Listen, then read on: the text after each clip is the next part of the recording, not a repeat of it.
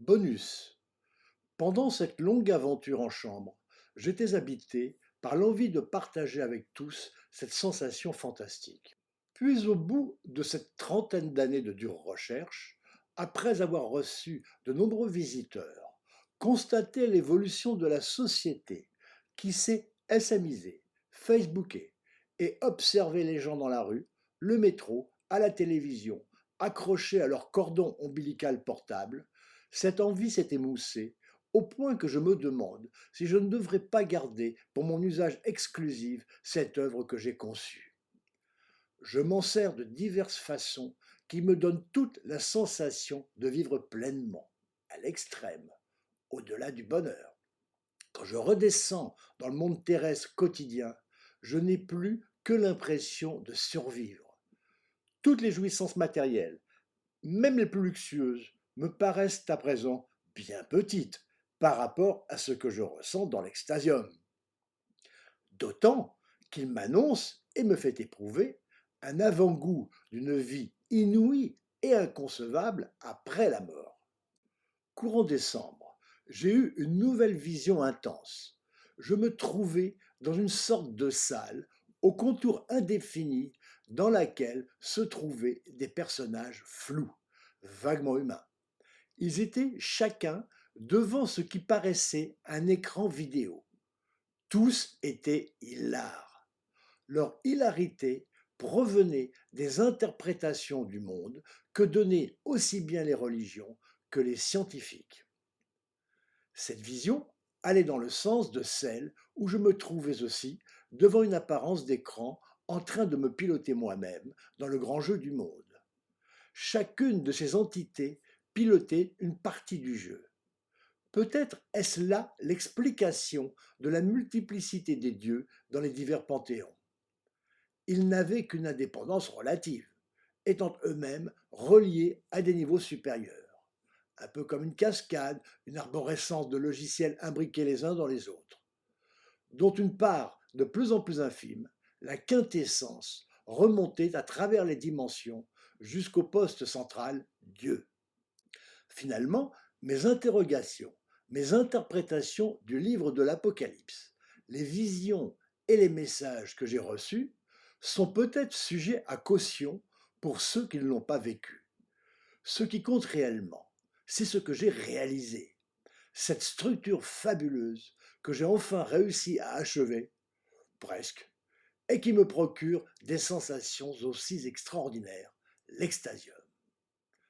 Il est très difficile de décrire les sensations qu'il me fait éprouver, car quand je redescends sur Terre, je ne me souviens de rien des moments les plus intenses et ne conserve qu'un souvenir très flou de ce qui s'est passé. Cependant, il y a quelque temps, j'ai réussi à prendre des notes. 23 juin 2009. Chaque instrument de l'orchestre devient une sorte d'hologramme, un volume, une forme vibrante d'énergie, qui entre en harmonie vibratoire et énergisante avec des parties de ma bulle de conscience. L'intensité peut aller jusqu'à provoquer un afflux important d'énergie électrique, entre guillemets, jusque dans les bras, les avant-bras, les pieds et principalement aux chevilles. Et l'ensemble, progressivement, au fur et à mesure de l'augmentation d'intensité et de durée, se transforme en une apparence de machine quadrangulaire de pure énergie en lumière pulsante. À ce moment, je ressens que je suis cette structure, mais aussi qu'elle est ce qui me retient sur Terre. Donc, il y a une autre part de mon être sphérique qui est maintenue dans ce monde par cette construction d'énergie plus ou moins cubique. Bien que dans la vie courante on ne l'aperçoive jamais, elle est bien là pour nous maintenir dans le grand jeu de la vie. Là, je vis intensément, pleinement, complètement, en extrême de sensation. Littéralement, je m'éclate réellement, mais un éclatement qui serait comme une explosion immobile, une tension bien au-delà d'agréable, une jouissance extrême. Le cinéma procure des sensations visuelles et auditives qui agissent sur le rêve en s'évadant des pensées et stress quotidiens. D'autres attractions procurent des sensations physiques, comme à Vulcania avec les volcans, ou à Disneyland et autres parcs. Mais cette sensation reste hypodermique, superficielle, même si certains organes internes, cœur, ventre, ressentent aussi. Dans l'extasium, la sensation est plus profonde. Les pensées parasites du quotidien ont disparu, remplacées par des pensées créatrices ou de la conscience de soi. Les sensations physiques sont remplacées par des courants d'énergie très puissantes et lumineuses, en lumière intérieure, impossible à photographier. À certains niveaux plus élevés, les pensées ont totalement disparu, laissant la place à une boule d'énergie sensitive très intense. Elle se transforme en changeant d'aspect au fur et à mesure de la connexion. J'y perçois des structures, des images qui ont l'air géométriques, impossibles à décrire, dont la perception visuelle interne me procure une forte sensation de bonheur, de jouissance, au-delà de tout ce que j'ai connu au préalable, passant par des degrés d'intensité variables, pouvant aller jusqu'au bonheur suprême de ressentir le divin.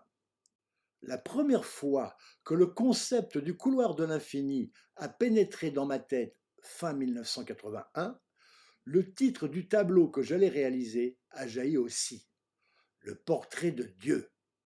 Dans les jours qui ont suivi, je l'ai annoncé à quelques personnes. Je me suis rendu compte alors qu'il se passait de drôles de choses dans leurs yeux. J'ai arrêté d'en parler et me suis dit qu'on ne peut pas faire le portrait de Dieu. Pas parce que des religions l'interdisent, mais parce que c'est techniquement impossible.